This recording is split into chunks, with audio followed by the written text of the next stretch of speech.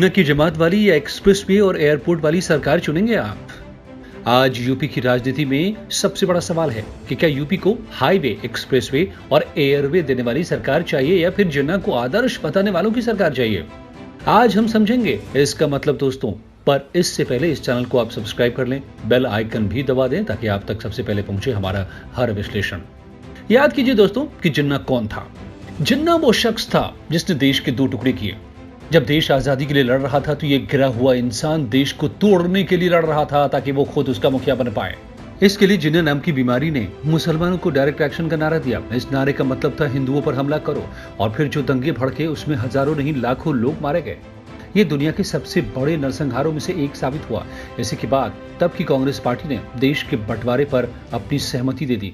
जब इसी जिन्ना को अखिलेश यादव जंगे आजादी के सिपाही कहते हैं तो फिर सवाल बड़ा हो जाता है। और ये सब सिर्फ इसलिए ताकि मुसलमान जिन्ना की तारीफ से खुश हो जाएंगे और समाजवादी पार्टी की झोली में अपना सारा वोट डाल देंगे।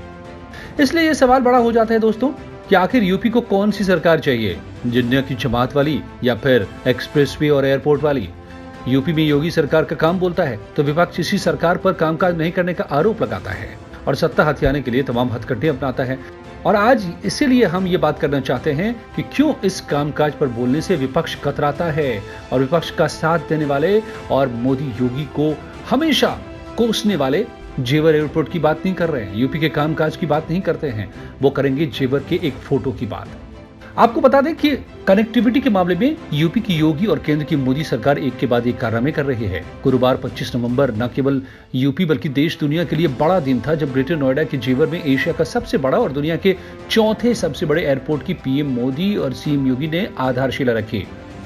जेवर में पीएम ने कहा कि बुनियादी ढांचे का विकास एनडीए सरकार के लिए राजनीति नहीं, राष्ट्रनीति का हिस्सा है। उन्होंने इसे आगे बढ़ाते हुए कहा कि वो चाहते हैं कि परियोजनाएं अटके भटके नहीं बल्कि तय समय से पूरे हों, और ये दिख भी रहा है। पीएम ने समाजवादी पार्टी की पिछली सरकार पर तत्कालीन केंद्र सरकार को चिट्ठी लिखकर इस परियोजना को बंद करने का जिक्र किया।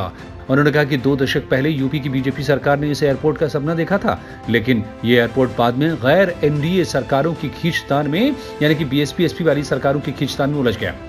अगर ऐसा हुआ तो सोचिए कि ये राजनीति की कैसी संकीर्ण विचारधारा है। पीएम ने केंद्र राज्य की डबल इंजन सरकार के कामकाज का हवाला दिया और कहा कि अकेले यूपी में पिछले सालों में 8 एयरपोर्ट से अब फ्लाइटें शुरू हो चुके हैं। जेवर एयरपोर्ट के निर्माण की बात करें तो 2024 तक ये बन जाएगा। जेवर इंटरनेशनल एयरपोर्ट को ग्रीन फील्ड की तर्ज पर विकसित किया जाएगा और कार्बन का उत्सर्जन यहाँ नेट जीरो होगा, यानी कि यहाँ से कोई प्रदूषण नहीं फैलेगा। इस तरीके से इसे बनाया जा रहा है। विमानों के रखरखाव में ये मदद करेगा। देश विदेश के विमानों को ये सर्विस भी देगा। पीएम मोदी ने बताया कि 95% विमान एमआरओ के लिए विदेश भेजे जाते रहे हैं अब तक। इसमें 15,000 करोड़ रुपए का खर्च होता रहा है जो अब बचेंगे जेवर में एयरपोर्ट बनने से। सोचिए।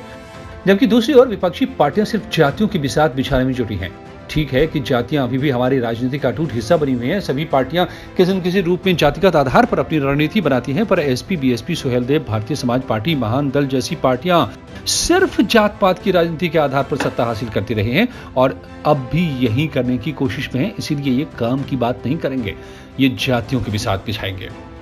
दोस्तों, इनकी जब जब सरकारें बनी उनके और मौजूदा सरकार के कामकाज के पैटर्न में इसी वजह से बड़ा फर्क नजर आता है। अब जरा गौर कीजिए इसकी पहले की सरकार पर।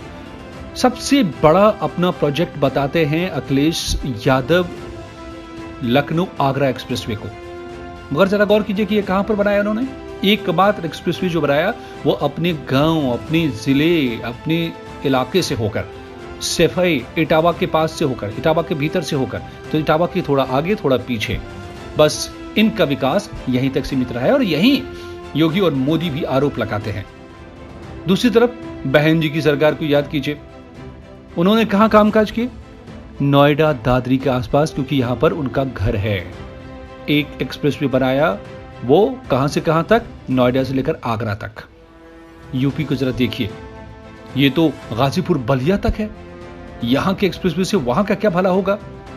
तो पूर्वांचल पूरी तरह से पिछड़ेपन में, मच्छर में, इंसेफ्लाइटिस में और बाढ़ में दबा रह गया, लेकिन कोई फिक्र नहीं किसी भी सरकारों को। दूसरी तरफ अगर गौर करें योगी सरकार पर तो क्या क्या किया है। पश्चिम में जेवर एयरपोर्ट जो वर्ल्ड क्लास है, कैसा है ऊपर हमने बताया आपको, वर्ल्ड क्लास फिल्म सिटी और जेवर एयरपोर्ट के आधार पर पूरे नोएडा, ग्रेटर नोएडा और आसपास के कई जिलों को, जिसमें अलीगढ़ भी आएगा, दादरी भी आएगा, आगरा भी आएगा, 100 किलोमीटर के दायरे में वहां से एरोपोलिस डेवलप होगा, यानी एयरपोर्ट पर आधारित पूरी इकोनॉमी डेवलप की जा रही है। वर्ल्ड क्लास फिल्म सिटी इसी का एक हिस्सा है। मैं पश्चिम की बात कर रहा हूं, वेस्टर्न यूपी की। मेरठ में स्पोर्ट्स यूनिवर्सिटी बनाया जा रहा है। तो सीधे पूरब चलिए तो पूर्वांचल की तस्वीर बदलने वाला वहां पर एक्सप्रेसवे बनाया जा रहा है, लिंक रोड बनाए जा रहे हैं, गोरखपुर को जोड़ा जा रहा है, वहां पर व्यापार के हब बनाए जा रहे हैं। दक्षिण की तरफ रुख कीजिए तो बुंदेलखंड की पूरी तस्वीर बदल कर रख देगा बुंदेलखंड एक्सप्रेसवे, जिसकी नींव रखी जा चुकी है। और उस पर डिफेंस कॉरिडोर जो अलीगढ़ से लेकर बुंदेलखंड, झांसी तक पूरी, वहां पर कई उद्योग लगेंगे डिफेंस से जुड़े हुए। ऑलरेडी इसको लेकर के 15,000 से ज्यादा के प्रस्ताव आ चुके हैं। प्रस्ताव नहीं बल्कि उस पर काम शुरू हो रहा है और खुद सरकार के कई प्रोजेक्ट वहां पर आएंगे। पूरा डिफेंस कॉरिडोर एक बड़ा हब बन जाएगा जहां से बहुत सारे लोगों को रोजगार मिलेंगे। और फिर अगर हम सेंट्रल यूपी की बात करें, पश्चिम से पूरब की तरफ बढ़ें तो गंगा एक्सप्रेसवे जो मेरठ से शुरू होकर प्रयागराज तक जाएगा। इसके ये तस्वीरें तो सिर्फ उन प्रोजेक्ट की हम बता रहे हैं आपको जो सीधे यातायात से जुड़े हुए हैं, लेकिन कनेक्टिविटी के अलावा बाकी जो काम है वो दूसरे काम हैं। हम यहां पर सब कामों का जिक्र नहीं कर सकते, बात लंबी हो जाएगी। लबोलुबाब यह है कि पिछली सरकारें जातियों की बात करेगी, अपने इलाके की बात इसलिए करेगी वो, और योगी के कामकाज की बात नहीं करेगी। अभी भी जातियों का कुनबा जोड़ा जा रहा है। बीएसपी के पास दलित वोट है तो उसमें वो ब्राह्मणों को जोड़ने के लिए क्या क्या कर रही है हम देख रहे हैं। समाजवादी के पास यादव और मुस्लिम का वोट है तो वो मुस्लिमों को खुश करने के लिए जिन्ना की तारीफ में जुटी हुई है। यादव भी अब सारे नहीं है उनके साथ, वो भी अब समझ रहे हैं कि क्या खेल चल रहा है। और इसीलिए जो पार्टियां जाति की और सिर्फ जाति की राजनीति करेगी, बीजेपी भी जाति की राजनीति करती है क्योंकि उसको टकराना है उन्हीं जातिवादी पार्टियों से, तो जातियों को लाना ही होगा उसे, लेकिन सिर्फ जाति की राजनीति नहीं करती है। और इसीलिए हम कह रहे हैं कि वो काम की भी राजनीति कर रही है, लेकिन बाकी पार्टियां सिर्फ जाति की राजनीति करती हैं। और इसीलिए ये पार्टियां और इनका समर्थन देने वाले जो कि मोदी और योगी का विरोध करते नहीं थकते किसी न किसी कारण से, वो इनका समर्थन आंख मूंद कर रहे हैं। भले ये जातिवादी राजनीति करते हो, काम से इन्हें ज्यादा मतलब ना हो, और काम की बुराई नहीं कर सकते योगी के, तो कोई बहाना लेकर वो इसे कमतर दिखाने की कोशिश में जुटे हैं। अब जरा जेवर एयरपोर्ट को समझिए। जेवर एयरपोर्ट पूरे वेस्टर्न यूपी को वर्ल्ड मैप पर ला रहा है, दुनिया के नक्शे पर ला रहा है। यहां पर विकास के बड़े बड़े यहां से रास्ते खुल जाएंगे, लेकिन उसकी तारीफ नहीं है। यह आपको अभिषार शर्मा और उनके जैसे कई लोग बैठे हुए हैं, पुन प्रसून वाजपेयी साहब भी हैं उसमें, बड़े बड़े पत्रकार हैं उसमें, और सब बैठ करके क्या करेंगे, वो कहेंगे ये देखो ये फोटो ने इंटरनेशनल बेइज्जती करा दी। अरे भाई, फोटो जो एयरपोर्ट बना ही नहीं उसका फोटो कहां से आएगा? तो दुनिया के जो बड़े एयरपोर्ट्स हैं उनकी तस्वीर को दिखा कर ये बताया जा रहा है कि ऐसा ही एयरपोर्ट हम बनाएंगे, तो क्या गुनाह कर दिया? और यही क्या इसकी सबसे बड़ी बात है क्या पूरे एयरपोर्ट प्रोजेक्ट की? नहीं, सिर्फ इनको यही नजर आएगा क्योंकि इनको गाली देना होता है मोदी योगी को, और उनके काम की जो भी बात करें तो वो अंधभक्त इनकी नजर में है। और ये खुद किस तरह से अंधे हो चुके हैं कि जिनको काम नहीं, उसके अलावा सब कुछ नजर आ रहा है, क्योंकि इनको विरोध करना है अपने निजी कारणों से।